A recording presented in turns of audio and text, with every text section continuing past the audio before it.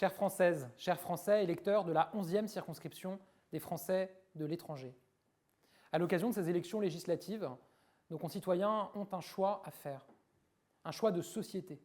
D'un côté, les alliances menées par les extrêmes, qui fragiliseraient notre pacte républicain. Certains veulent stigmatiser une partie des Français, dresser les Français les uns contre les autres, attiser la haine et la division.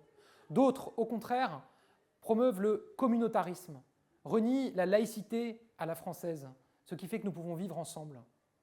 Tous ont un projet de chaos économique et social, avec des centaines de milliards d'euros de dépenses supplémentaires non financées et donc de hausses d'impôts qui nuiraient à l'attractivité économique de la France. Et puis il y a l'autre côté, les candidats Ensemble pour la République, qui se battent pour une France sûre de ses forces, fidèle à ses valeurs, confiante pour son avenir. Une France qui a aujourd'hui le taux de chômage le plus bas depuis 25 ans, le taux de chômage des jeunes le plus bas depuis 40 ans, le taux d'emploi le plus haut depuis qu'il est mesuré.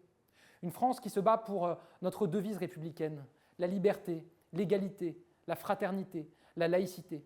Une France consciente des difficultés, mais attachée à chercher des réponses. Une France pionnière dans la transition écologique, qui ne sacrifiera ni le renouvelable ni le nucléaire, mais au contraire continuera à investir pour notre indépendance, notre souveraineté et pour la planète. Une France qui rayonne dans le monde, pleinement présente en Europe, dans le monde, dans le multilatéralisme. Dans votre circonscription, ce choix, c'est celui de Anne Genetet. Je connais Anne, elle travaille depuis 2017 désormais pour vous représenter, pour défendre vos intérêts, vos préoccupations. Elle est sérieuse, elle est crédible, elle ne transige jamais sur ses convictions et sur ses valeurs. Alors je vous appelle à faire confiance à Anne Genetet et à lui permettre de rejoindre l'Assemblée nationale, à permettre à la France de continuer à construire son avenir.